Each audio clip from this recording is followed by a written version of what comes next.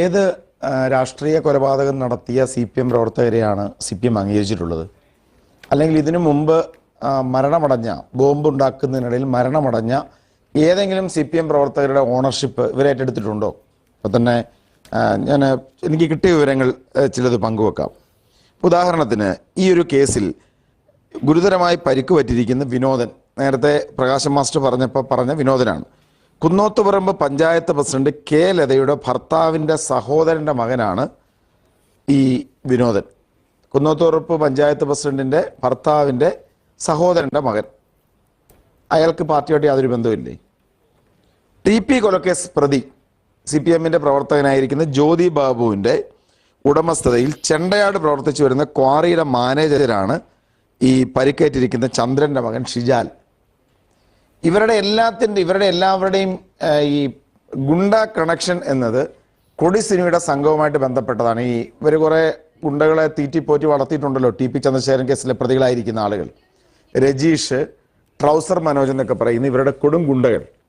ഇവരുടെയൊക്കെ ആവാസ കേന്ദ്രവും ഇവരുടെയൊക്കെ വിഹാര കേന്ദ്രവുമാണ് പാനൂരിൽ ഈ ബോംബ് സ്ഫോടനം നടന്ന സ്ഥലം. അവിടെ ബോംബ് ഉണ്ടാക്കിക്കൊണ്ടിരുന്നത് ഇവർക്ക് വേണ്ടിയാണെന്ന കാര്യത്തിൽ യാതൊരു സംശയവുമില്ല. ഇപ്പോൾ പ്രകാശ് മാസ്റ്റർ നേരത്തെ പറയുന്നത് ഞങ്ങൾ ജയിക്കാൻ പോകുന്ന സ്ഥലം, നിങ്ങൾ എവിടെ ജയിക്കാൻ പോയി? കണ്ണൂരിൽ നിങ്ങളുടെ MP ആണോ ഉള്ളത്? കണ്ണൂരിൽ ശ്രീ K. സുധാകരനാണ് MP. വടകരയിൽ ആരായിരുന്നു MP? ശ്രീ K. മുരളീധരനാണ് MP. കഴിഞ്ഞ എത്രയോ കാലമായി നിങ്ങളവിടെ പരാജയപ്പെട്ടുകൊണ്ടിരിക്കുന്നു. TP ചന്ദ്രശേഖരന്റെ വധത്തിന് ശേഷം നിങ്ങളുടെ ഗുണ്ടാ രാഷ്ട്രീയത്തോട് അതിശക്തമായ എതിർപ്പ് ജനതയ്ക്കുണ്ട്.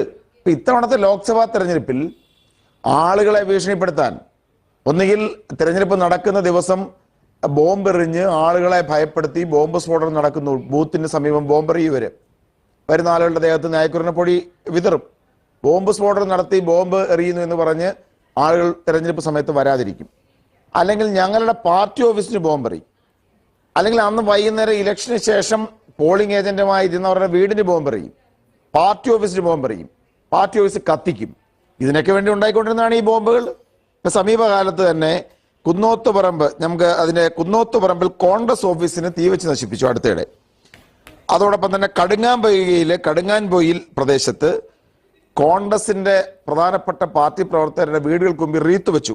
ഈ പറഞ്ഞ ആളുകൾ, ഈ മരിച്ചുപോയ ഇപ്പം ഈ ബോംബ് ഉണ്ടാക്കുന്നതിനിടയിൽ മരണമടഞ്ഞ ഷെറിൻ്റെയും ഈ സജീവ CPM പ്രവർത്തക ലോക്കൽ കമ്മിറ്റി സെക്രട്ടറിയുടെ മകനായിരിക്കുന്ന ബ്രാഞ്ച് സെക്രട്ടറിയുടെയൊക്കെ മകനായിരുന്ന വിനീഷ് ഉൾപ്പെടെയുള്ള ഈ ഗുണ്ടകൾക്കെതിരെ ഞങ്ങൾ പരാതി കൊടുത്തതാണ്. ഒരു നടപടിയുമില്ല. അവിടുത്തെ പോലീസ് സ്റ്റേഷനുകളൊക്കെ തന്നെ കൃത്യമായി ഈ CPM ഗുണ്ടകളുടെ നിയന്ത്രണത്തിലാണ്. അപ്പം അതുകൊണ്ട് കാര്യങ്ങൾ വളരെ വ്യക്തമാണ്.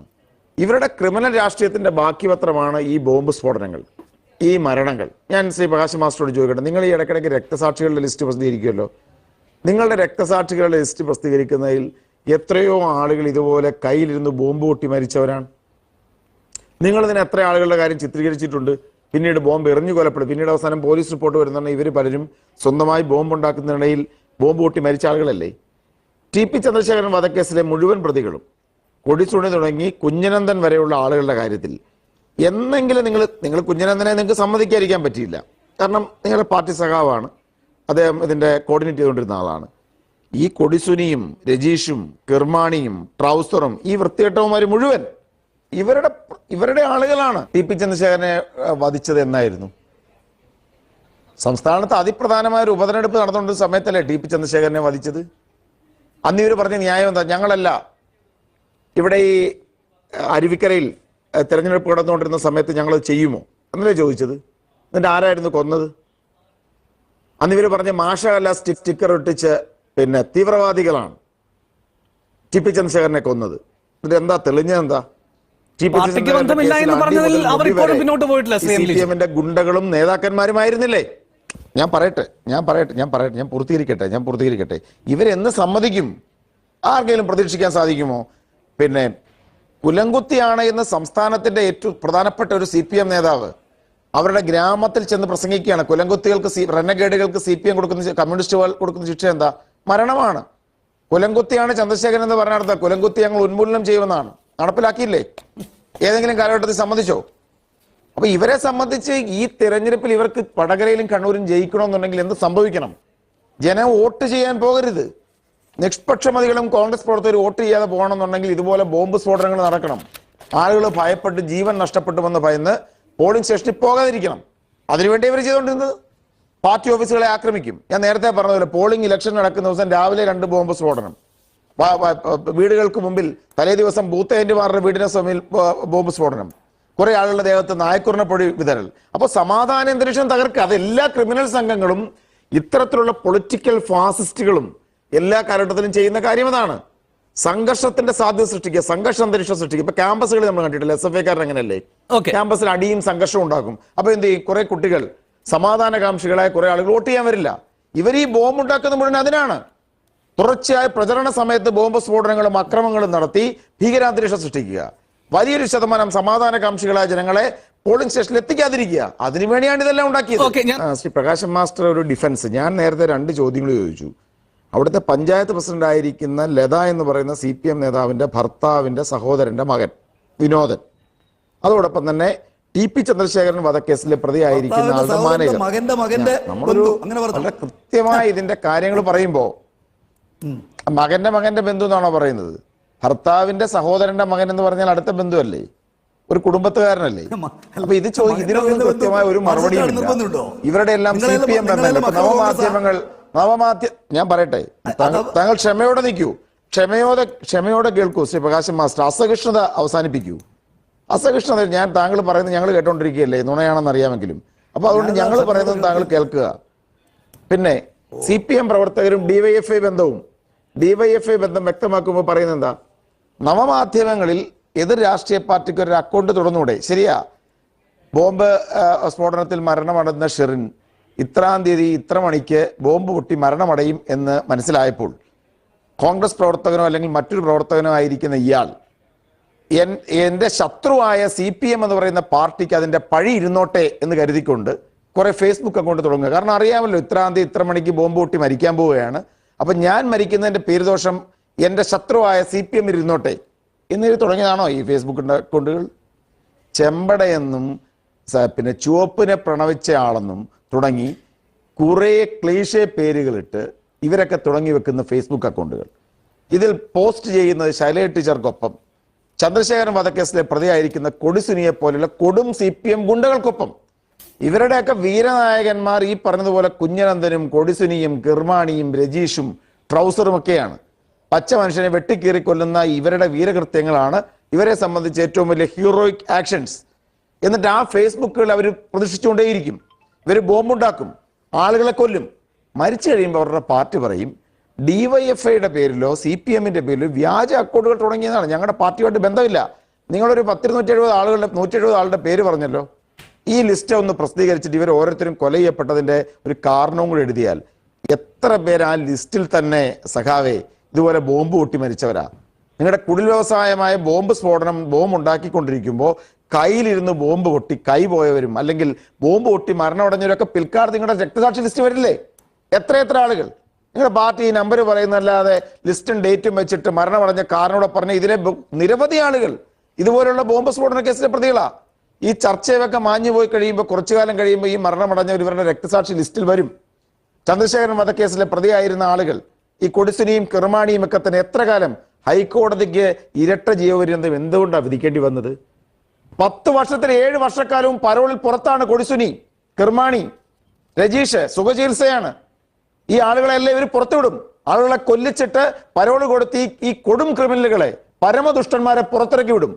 സാഹിയായിട്ടാണ് ഹൈക്കോടതി അവസാനം ഇടപെട്ടിട്ട് ഇവരുടെയൊക്കെ ഇരട്ട ജീവപര്യന്തം വിധിക്കേണ്ടി, പരോളില്ലാത്ത ഇരട്ട ജീവപര്യന്തം വിധിക്കേണ്ടി വന്നത് ഇതുകൊണ്ടാണ്. ഇവരുടെയൊക്കെ അനുയായികളാണ് ഈ ബോംബ് സ്ഫോടനത്തിന്റെ ആളുകൾ. ഇവരൊക്കെ പക്കാ CPM ക്രിമിനലുകളാ. തെരഞ്ഞെടുപ്പിന് മുമ്പ് ഭീകരാന്തരീക്ഷം സൃഷ്ടിച്ച്, തെരഞ്ഞെടുപ്പ് ദിവസവും ഭീകരാന്തരീക്ഷം സൃഷ്ടിച്ച്, പോളിംഗ് കുറച്ച് സമാധാനകാംക്ഷികളായ മനുഷ്യരെ പോളിംഗ് സ്റ്റേഷനിൽ നിന്ന് അകറ്റി നിർത്താനുള്ള CPMന്റെ ഗൂഢാലോചനയാണിത്. ഒരു സംശയവും വേണ്ട. പിന്നെ ഞാൻ ആദ്യം ഈ കുഞ്ഞിരാമന്റെ മരണത്തെക്കുറിച്ച് സംസാരിക്കാം. ഈ സഖാവ് കുഞ്ഞിരാമൻ പള്ളിക്ക് കാവലിൽ നിന്നാണ് മരണമടഞ്ഞത് എന്ന നിങ്ങളുടെ ഒരു ആർഗ്യുമെന്റ് നിയമസഭയ്ക്കകത്ത് തന്നെ പൊളിച്ചെടുക്കപ്പെട്ടതല്ലേ? അന്തരിച്ച ശ്രീ PT തോമസ് നിയമസഭാ രേഖകൾ ഉദ്ധരിച്ചുകൊണ്ട് പ്രസംഗിച്ചു. അതായത് അന്നത്തെ സമയത്ത് ഈ തലശ്ശേരി കലാപം നടക്കുന്ന സമയത്ത് ശ്രീ പിണറായി വിജയൻ കേരള നിയമസഭയിൽ നടത്തിയ പ്രസംഗം, ആ പ്രസംഗത്തിൽ ഒരു സ്ഥലത്ത് പോലും ശ്രീ കുഞ്ഞിരാമന്റെ രക്തസാക്ഷിത്വത്തെ കുറിച്ചൊരു പരാമർശം ഉണ്ടായിരുന്നില്ല. രണ്ടാമത്തെ കാര്യം, അന്ന് ശ്രീ PT തോമസ് ഉന്നയിച്ചതാണ്, കുഞ്ഞിരാമന്റെ മരണവുമായി ബന്ധപ്പെട്ട് ആ കാലഘട്ടത്തിൽ വന്ന പത്രവാർത്തകളിൽ ഒന്നും തന്നെ പള്ളിക്ക് കാവൽ നിന്ന് മരണമടഞ്ഞതായിട്ടില്ല. അതുമായി ബന്ധപ്പെട്ടെടുത്ത FIR, ശ്രീ കുഞ്ഞിരാമന്റെ മരണവുമായിട്ട് ബന്ധപ്പെട്ടെടുത്ത FIR-ൽ രേഖപ്പെടുത്തിയിരിക്കുന്നത് കള്ളുഷാപ്പിൽ ഉണ്ടായിരിക്കുന്ന സംഘർഷം എന്നാണ്. അത് ഞങ്ങളെ അല്ലാതെ ഉണ്ടാക്കിയൊരു സ്റ്റോറി അല്ല. കേരള നിയമസഭയുടെ രേഖകളിൽ ശ്രീ PT തോമസ് രേഖകൾ ഉദ്ദേശിച്ച്, ഒന്ന് ശ്രീ പിണറായി വിജയന്റെ പ്രസംഗം, രണ്ട് ആ കാലഘട്ടത്തിൽ നടന്ന മാധ്യമ വാർത്തകൾ, മൂന്ന് ആ കേസുമായിട്ട് ബന്ധപ്പെട്ട FIR, ഇത് പ്രൊഡ്യൂസ് ചെയ്തുകൊണ്ട് പറഞ്ഞതാണ്. അല്ലാതെ കുഞ്ഞിരാമൻ എന്ന് പറയുന്ന വ്യക്തിയെ ആക്ഷേപിക്കാനുള്ള താല്പര്യം ഞങ്ങൾക്കില്ല. പക്ഷെ നിങ്ങൾക്ക് ഇതുവരെ അതിനെ കൗണ്ടർ ചെയ്യാൻ സാധിച്ചിട്ടില്ല. ജസ്റ്റിസ് വിധേയത്തിൽ കമ്മീഷൻ റിപ്പോർട്ടിന്റെ കോപ്പി പലതവണ നമ്മൾ ആവശ്യപ്പെട്ടിട്ടുള്ള ഒരു കാര്യമാണ്. നിയമസഭയ്ക്കുള്ളിൽ വരെ അതിന്റെ കൃത്യമായി ചോദിച്ച കാര്യങ്ങളാണ്.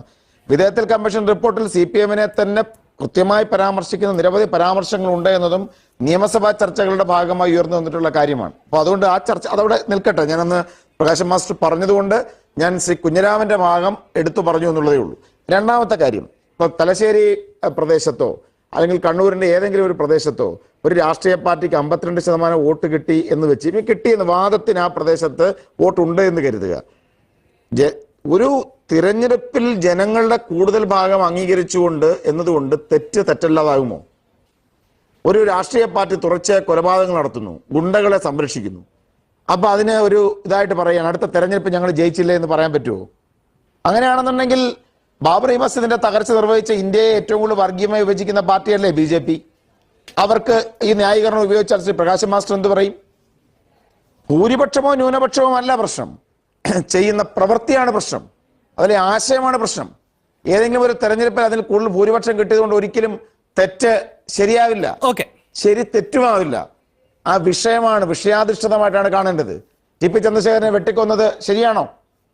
ഇപ്പൊ ഞാൻ എൻ്റെ കയ്യിൽ ഒരു വിവരാവകാശ രേഖയുണ്ട്. ഞങ്ങളുടെ ഈ ഉമ്മൻചാണ്ടി സാറിന്റെ പ്രസ് സെക്രട്ടറി ആയിരുന്ന ശ്രീ PT ചാക്കോ 1984 മുതൽ 2019 വരെ നടന്ന രാഷ്ട്രീയ കൊലപാതകങ്ങളെ സംബന്ധിച്ച് കൊടുത്തൊരു വിവരാവകാശ രേഖയാണ്. ആ വിവരാവകാശം രേഖ കൊടുത്തിരിക്കുന്ന state public information officer additional superintendent of police Kannur ജില്ല നടന്ന ഇതിലാണ്. ആ വിവരാവകാശ രേഖയിൽ ശ്രീ PT ചാക്കോയ്ക്ക് കിട്ടിയ മറുപടിയിൽ മരണമടഞ്ഞ, ഒരു ഭാഗത്ത് മരണമടഞ്ഞ ആളുകളും മറ്റ് കേസിൽ പ്രതി ആളുകളുമാണ്. ആ മരണമടഞ്ഞ ലിസ്റ്റ് പ്രകാരം പിന്നെ CPM-ന്റെ പ്രവർത്തകർ മരണമടഞ്ഞവരുടെ അവസാന ലിസ്റ്റ് പ്രകാരം 125 പേരുടെ ലിസ്റ്റുണ്ട്. അതിൽ CPM-ന്റെ 44 പ്രവർത്തകർ മരണമടഞ്ഞിട്ടുണ്ട്. BJP-കാരായ പ്രവർത്തകർ 53, കോൺഗ്രസിന്റെ 16. പ്രതികളുടെ എണ്ണം ഞങ്ങൾക്ക് ലഭ്യമായതനുസരിച്ചാണ് 77 ബഹുഭൂരിപക്ഷം കേസുകളിൽ ഇപ്പുറത്ത് പ്രതിയായിരിക്കുന്ന CPM-ഉം BJP-യുമാണ് അതിനകത്തെ 1-2 സ്ഥാനത്ത് നിൽക്കുന്ന കക്ഷികൾ എന്ന് പറഞ്ഞാൽ BJP-യും CPM-ഉമാണ്.